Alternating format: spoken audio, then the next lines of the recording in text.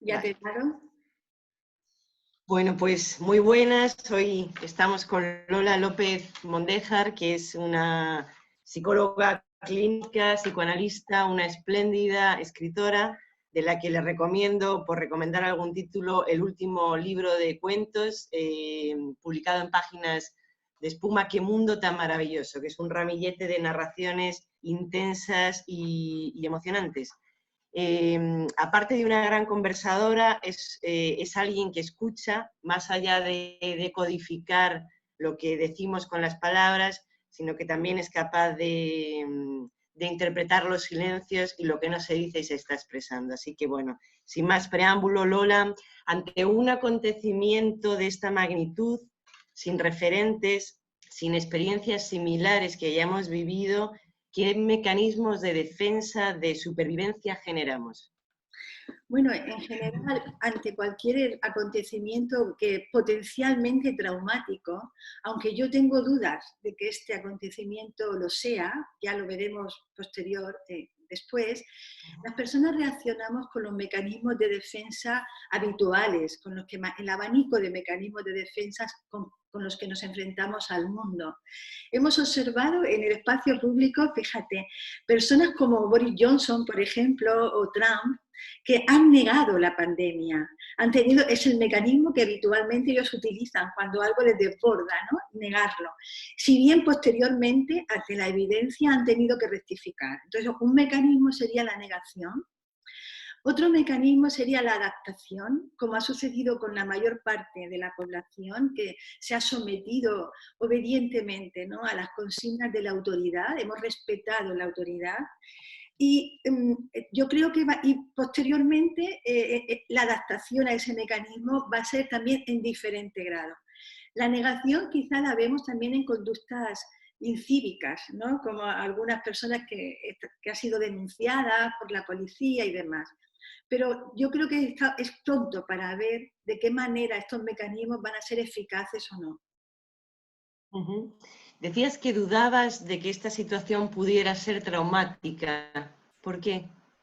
Bueno, porque es una situación que al ser universal no nos confronta con el déficit individual, sino con un déficit colectivo. Y esas situaciones se llevan muchísimo mejor. Es decir, todos estamos sometidos al mismo confinamiento.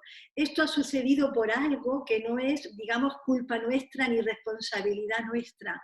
Y todo esto, si bien incrementa mucho la incertidumbre, que creo que puede ser el elemento más traumático de la pandemia, la incertidumbre respecto a nuestra capacidad de salir de ella y también al descontrol que supone para nosotros no poder organizar nuestra vida como hemos hecho hasta ahora. Ese sería el elemento más traumático, la incertidumbre. Pero los demás estamos en un nicho común y eso, de alguna manera, aminora los efectos del trauma. Sí. Lola, me resulta muy curioso la cantidad de estímulos en forma de contenidos gratuitos que nos ofrecen, series, películas, clases de yoga, conciertos. Es como si no pudiéramos, o peor, si no supiéramos estar con nosotros mismos, ¿no? Bueno, hay una famosísima referencia a la habitación de Pascal. Pascal decía que todos los males del hombre proceden de no saber estar solo en una habitación. Porque cuando estamos solos en una habitación, que es justamente lo que nos está pasando, nos encontramos, decía él, con nuestra miseria. Nuestra miseria no era más que la percepción de la fragmentación que es interna de cada ser humano. Digamos que la identidad nos la aportan los otros. En soledad percibimos más nuestras contradicciones y nuestro vacío. Fíjate, justamente, es muy interesante, Esther, la pregunta, porque justamente es ese vacío vamos a llamar de identidad, ¿no?, esa fragmentación interna en la que se apoya el capitalismo para ofrecernos entretenimiento, para ofrecernos formas de salir de esa habitación de Pascal, vamos a llamarle, ¿no?, de esa soledad interior. Y eso es lo que está sucediendo ahora mismo. En un momento en el que el capitalismo aminora forzosamente las ofertas que nos pueden hacer, estas ofertas de entretenimiento nos llegan por las redes sociales, ¿no? Es como que tuviéramos que hacer sin parar cosas, una actuación compulsiva. Pero tiene que ver con esta dificultad del hombre estructural, del ser humano, del hombre y de la mujer, obviamente, para permanecer solos sin hacer nada con nosotros mismos. Ujú. Claro, porque ahora estamos en un momento en el que lo inútil, y lo digo con toda la admiración y con todo el cariño que tiene lo inútil, es una bomba de relojería contra el sistema, ¿no? Es decir, es como si no pudiera sacar rendimiento de nosotros, y eso sí que supone una amenaza para él, ¿no? Bueno, efectivamente, por eso de ahí que el otro sistema, este mundo virtual, que es otro sistema capitalista, que bueno, hay muchos especialistas que hablan de este es el capitalismo que nos intoxica como nos intoxicaban las ofertas, vamos a llamar físicas, materiales. Ahora estamos intoxicados, ¿verdad?, por un consumo virtual que nos ofrece de todo. Se han volcado museos, bibliotecas, asociaciones para ofertarnos ópera, todo como si no tuviéramos ese tiempo de soledad, ¿no?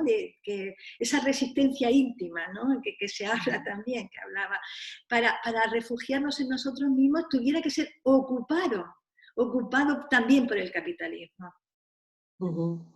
Y no le hacemos ascos, esto es lo curioso, si te das cuenta, no le hacemos ascos, ¿no?, a esa oferta. Parece que nos asusta realmente esa soledad, ¿no?, con nosotros.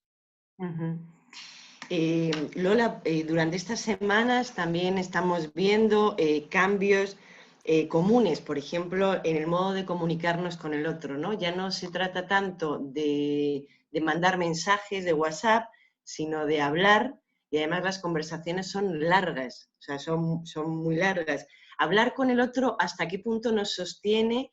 Y también me gustaría preguntarte si estas relaciones que estamos forjando, no forjando, o a veces sí se forjan, fruto de este acontecimiento, pero a veces se intensifican porque ya existían, ¿cuánto de verdad tienen? Bueno, como si seguimos el argumento anterior, de esa percepción de nuestra falta de sustancia, vamos a llamar así, nos salva el otro, nos salva la mirada del otro. La mirada del otro nos unifica. La mirada del otro, el reconocimiento intersubjetivo, nos da una imagen desde el exterior hacia nosotros mismos. Y con esa imagen una identidad tranquilizadora. Entonces buscamos esa mirada, de una forma u otra la necesitamos. Cuando no nos vestimos de calle para salir a la calle, ¿no?, y que ese vestirnos de calle, que es un rol que nos unifica, que nos da consistencia, ya no se produce, la buscamos a través de las redes sociales, la buscamos a través de estas conversaciones con amigos, con familiares, que se prolongan también porque tenemos más tiempo. Quiero decir que una de las cosas que nos ha producido este confinamiento es disponer de más tiempo para el ocio. Y ese ocio se ha diversificado, ¿no? Y entonces hay más cuidado también de las relaciones afectivas. Yo creo que nos hemos dado cuenta de que quizá son importantes, más importantes de lo que creíamos, y estamos dedicándole tiempo a esas relaciones afectivas. Ujú. Bueno, eso sería una cosa buenísima, ¿no? Si la pudiéramos sacar de esta situación, digamos, excepcional, el llevarnos una reconsideración de los afectos, yo creo que casi, sin frivolizar, casi hubiera merecido la pena, ¿no? Esto. Bueno, ojalá que sí, que ese aprendizaje, que no sea como tantos otros aprendizajes inmediatamente borrados por la memoria a la salida del confinamiento, sino que se convierta en un aprendizaje encarnado, es decir, que produzca cambios, que produzca acciones en el futuro. Pero yo no lo sé. Yo creo que ahí tenemos que ser muy modestos porque las experiencias anteriores de otras crisis, por ejemplo, se habla en el 11S, la gente también, ¿no?, valoró muchísimo la solidaridad. En los primeros momentos de una crisis, la solidaridad, la fusión con los otros, y esto es importante decirlo también, Esther, que fíjate que esta amenaza de muerte, si nos ha Ujú. movilizado tanto a gobiernos y a las personas singulares, tiene que ver porque es una muerte que nos afecta aún nosotros, que somos los occidentales. Ujú. Porque cotidianamente, en el mundo que habitamos todos, en este mismo mundo que ahora mismo observamos con atención, mueren al año 6 millones de jóvenes menores de 15 años por causas que se pueden mejorar, por causas previsibles, es decir, por causas Ya. humanas. Y esa muerte, Ujú. 6 millones de muertes, cuando apenas alcanzamos ahora, no sé si los 300.000 muertos en todo el mundo por coronavirus en estos 3 meses. Esos 6 millones al año, que es una cifra desproporcionada, no movilizan a nadie ni produce aprendizajes como los que tú me estás preguntando, de reforzar el vínculo afectivo, porque no nos competen, porque las vemos ajenas, como si el dolor ajeno es ajeno, ¿no? Ujú. Y toda esta revolución que estamos viendo ahora, ojalá que tenga efectos, pero realmente es una revolución porque nos afecta a nosotros, occidentales. Ujú. Y esto no Ujú. tenemos que perderlo de vista, me parece que es importante, ¿verdad? Mm. Hombre, yo creo que también, desde luego, estoy completamente de acuerdo que esto es porque nos afecta a nosotros, ¿no? A nosotros, a los que la muerte nos parece una presencia de mal gusto, ¿no? Sí. Porque esto también me parecería interesante que sacáramos como aprendizaje que la muerte está ahí.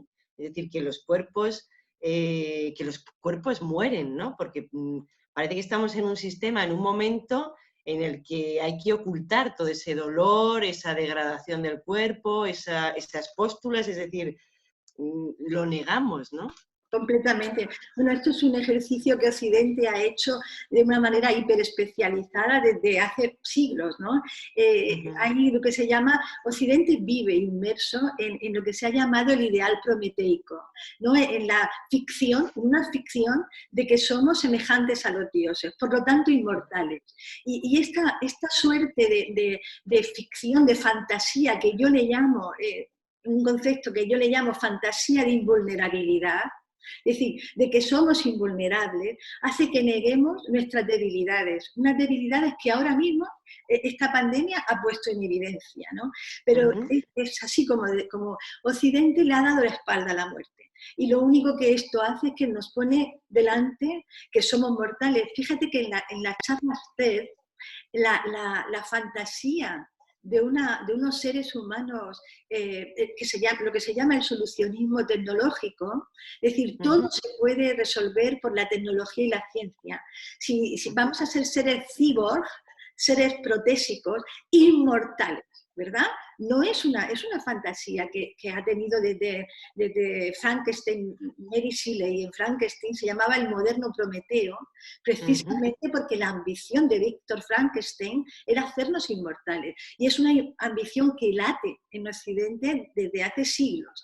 Bueno, Ujú. sería bueno, estamos hablando, sería bueno que esta pandemia nos hiciera recapacitar y abandonar ese ideal prometeico que ha tenido muchos efectos negativos en lo individual, como esta fantasía de invulnerabilidad y un individualismo atroz, pero también muchos efectos negativos en lo ecológico. Es decir, Ujú. hemos desafiado tanto los límites individuales como los límites del planeta. Y es Ujú. justamente esos límites del planeta, llevar el planeta a zonas que son invivibles, que no puede tolerar, Ujú. lo que ha producido precisamente el coronavirus. El coronavirus sabemos que tiene que ver con el cambio medioambiental, con la crisis climática, tiene que ver con que hemos ido conquistando parcelas de vida salvaje y esos virus que estaban en los animales salvajes de repente pasan de alguna manera, porque su territorio lo vamos quitando cada vez más, pasan a otros animales y de ahí a los seres humanos. Ujú. Si nosotros pudiéramos aprender que el planeta no está ahí para no ponernos en el centro, para nuestra disposición, sino para ser conservado, puesto que generosamente nos permite la vida, Ujú. también sería, ¿verdad?, un buen aprendizaje. Y Bueno, tendría, sería... claro, porque la muerte es el límite nuestro, pero la crisis medioambiental es el límite del planeta también. Y cerramos los ojos, negamos a unos, a una y a otro, ¿no? Lola, de nuevo asistimos a la constatación de que situaciones extremas como esta del COVID saca lo peor y lo mejor del ser humano, ¿no? Desde las estafas relacionadas con la salud, los trapicheos con bienes de primera necesidad como mascarillas, hasta la ingente cantidad bueno, de iniciativas particulares, de gente que cose, que da lo que tiene, ¿no? ¿De qué depende que asome en cada uno de nosotros uno u otro lado, ya que los dos están en nosotros? Bueno, depende de los recursos personales, de la biografía de cada uno de nosotros, ¿no? Digamos que es curioso porque si bien hablábamos de que el individuo... esto es interesante, pero muy, muy difícil. A ver si puedo explicarlo. Fíjate, los seres humanos somos seres de una enorme plasticidad. Nosotros, bueno, tiene que ver con lo que decíamos antes, no tenemos una identidad, es una identidad que se va construyendo en base a la mirada y al reconocimiento de los otros y en base a la cultura. Cuando esa cultura va cambiando, nuestra identidad va cambiando. Fíjate que ahora los individuos de este momento histórico, que es el neoliberalismo especulativo, el capitalismo avanzado, muchos de psicólogos y sociólogos hablamos de que el individuo más afín a ese capitalismo es el psicópata, pero una psicopatía funcional. ¿Por qué? Porque el capitalismo exige seres desvinculados de los otros, bueno, con poca moral, con una moral muy, muy instrumental, muy acomodaticia. Y este sería, digamos, la persona que más se acomoda y de forma triunfal al capitalismo actual, al neoliberalismo. Esas personas en la pandemia van a tener conductas psicopáticas. Van a hacer corruptelas, van a hacer, ¿no? Y de ahí que se produzca eso. Otra parte de la población que no, digamos que han sido sujetos como mejor socializados o socializados más, han adquirido más la ley, son las personas, la mayoría de los ciudadanos, que asumen lo que antes hablamos, asumen la autoridad y se dejan dirigir por las personas que en su comillas saben, ¿no? No como el psicópata que no reconoce ningún saber y que se enfrenta a ese salto, ¿no? Entonces, va a depender de nuestros recursos anteriores, de cómo nos hayamos socializado y de los mecanismos de defensa de los que hablábamos al principio, ¿no? Que tengamos como recursos habituales en nuestra forma de comportarnos. Lola, el día, es curioso las formas de medir el tiempo, ¿no? Entre otros elementos, el día se mide, por ejemplo, por los aplausos, ¿no? Salimos a animar con ellos a los sanitarios, a la gente que hace posible que nosotros estemos confinados, pero ¿qué ocurre con los muertos? Es decir, ¿cómo vamos a hacer este duelo colectivo o común desde nuestras casas? Bueno, fíjate que para la mayoría de la población, en términos estadísticos, los muertos son otros, no tienen aceptación, los muertos son una cifra, no va a haber un duelo personal. Para las personas que sí que han perdido a seres queridos, el duelo, quizá la fase de negación, al no ser un duelo acompañado de protocolos y de rituales, ¿no? Que presentizan la muerte a ser un modo diferido porque no han podido asistir al tanatorio. Quizá la fase primera del duelo de negación se pueda prolongar un poco más, pero yo no creo que traiga grandes problemas de salud mental.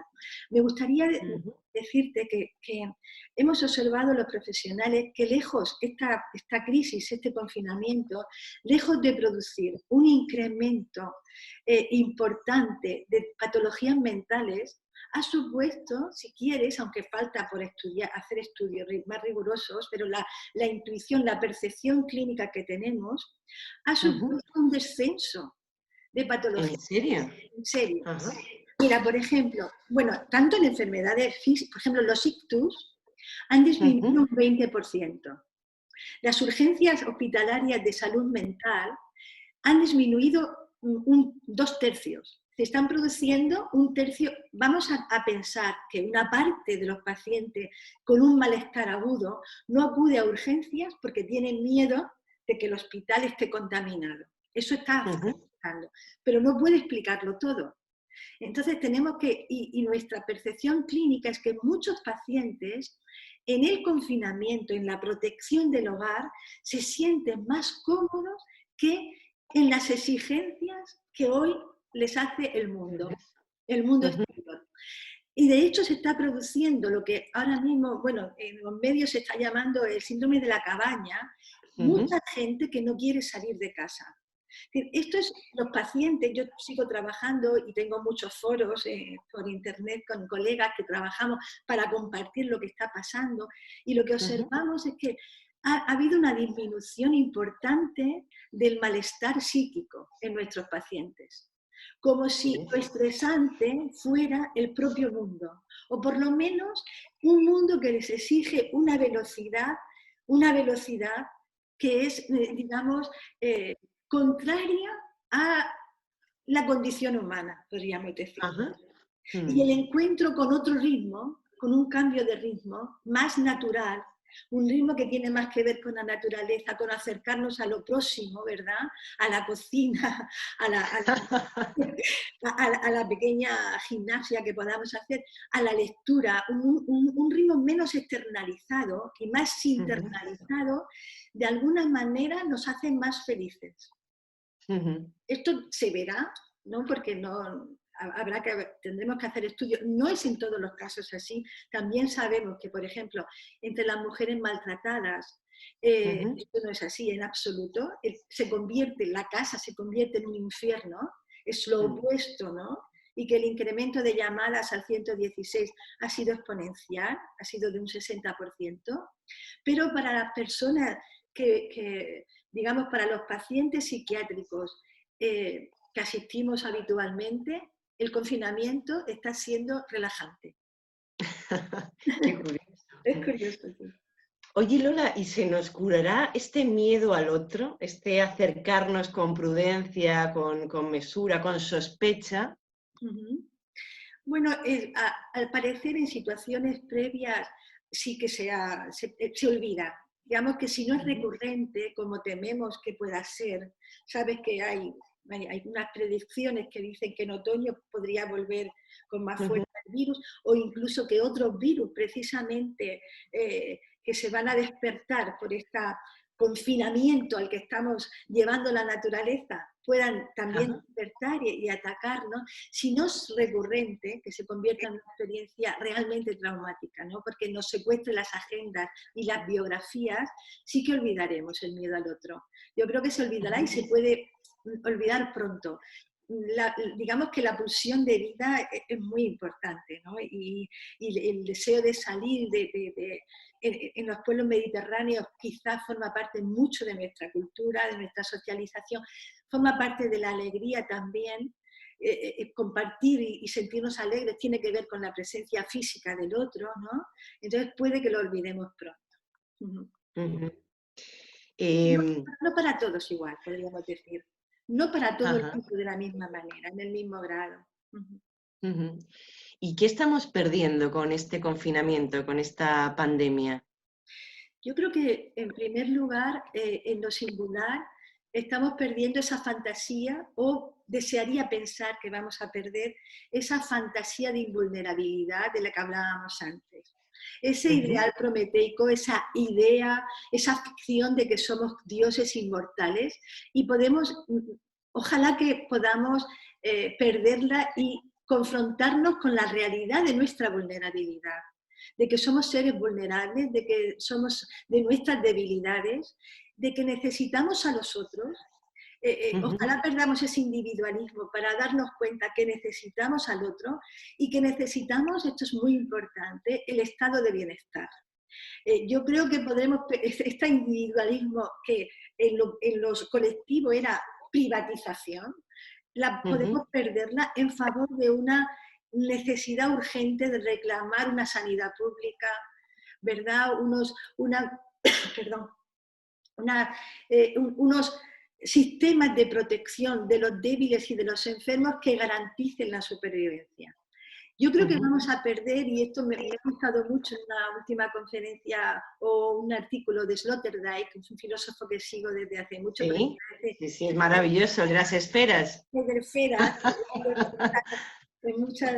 bueno, lo uso mucho. Ha dicho que vamos a perder frivolidad, le ha llamado él. Es decir, que era la pregunta que tú hacías, el miedo al otro, ¿no? Esa frivolidad, esa ligereza, ese aspecto lúdico, ¿no? del ser humano, que está muy ligado al consumismo. La frivolidad y la superficialidad tendría que ver con adherirnos a las ofertas que el capitalismo nos ofrece, a un consumo ilimitado, ¿no? Y ojalá la perdamos en el peor sentido, en este sentido de lo frívolo, no en el sentido de la alegría que también puede traer consigo lo lúdico, sino en el sentido de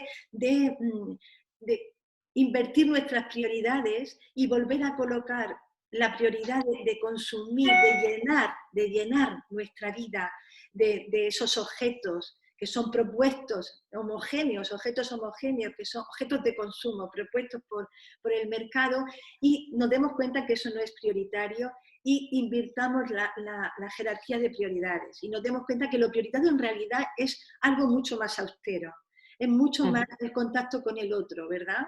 Es como quizá eso, la pequeña cocina, el paseo por el campo, ¿no? que ahora hemos estado tanto de menos. Ojalá que perdamos esa frivolidad para encontrarnos con esta austeridad. Me alegra muchísimo ver esa luminosidad proyectada hacia el futuro, que queda muy cerca de Zizek, que también piensa que esta pandemia va a ser un revulsivo para bien, para proteger los bienes comunes como la sanidad, como la educación, y no tanto pensadores como Agamben, que creen que esto a lo único que beneficia es al capitalismo y a las políticas, como lo estamos viendo aquí en España, de Vox, ¿no? Las políticas más radicales que son enemigos completos de esto que estamos diciendo. Lola, hablando con la gente, escucho muy a menudo que tienen sueños muy raros. A mí me hace gracia porque yo creo que los sueños per se son raros, afortunadamente. Entonces, no sé si esta situación de confinamiento realmente los hace más raros o simplemente nos hace recordar los sueños, que yo creo que va por ahí, pero no lo sé, no tengo ni idea. Básicamente, lo que tenemos es un sueño mucho más, a veces más ligero, y que hace que la fase REM, que es la fase del sueño de soñar, cuando dormimos no siempre estamos soñando, sino las fases del sueño REM, que es sueño de soñar, sean más largas y lo recordemos más en el despertar. Eso, luego yo creo que al disminuir los estímulos diurnos, que tenemos una vida, digamos, el confinamiento disminuye, a pesar de estas ofertas virtuales, disminuye los estímulos diurnos, recordamos muchísimo mejor los sueños, ¿no? El despertar, y son más vívidos.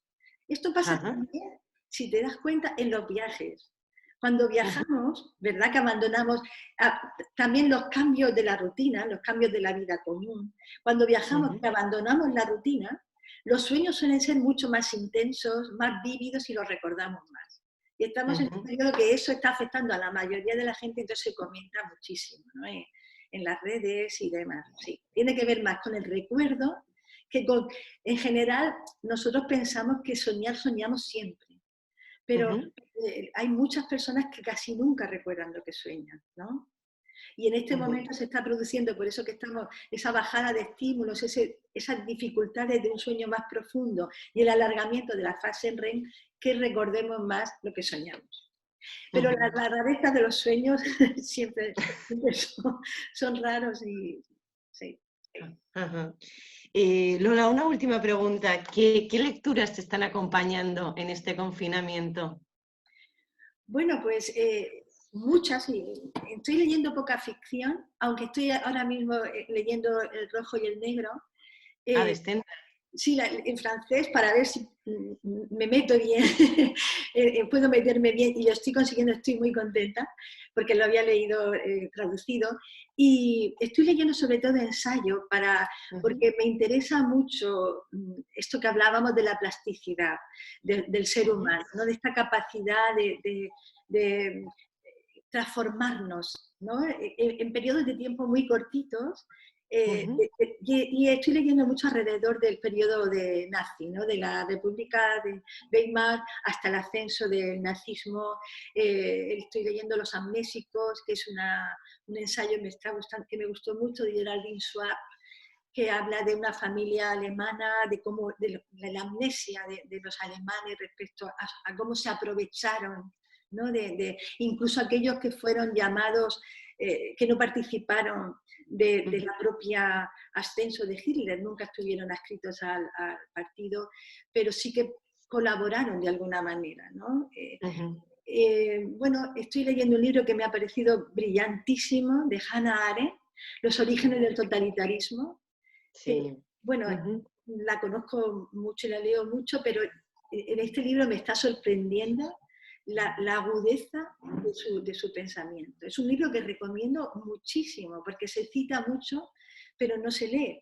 Y es magnífico, magnífico, me tiene fascinada Hannah Arendt. Bueno, así, en esa estela un poquito. Ajá. Muy bien, Lola, pues te agradezco muchísimo tu compañía, espero poderte dar un abrazo nada profiláctico en cuanto nos veamos, y muchísimas gracias por todo. Gracias a ti, ha sido un placer conversar contigo, Esther. Gracias. Gracias.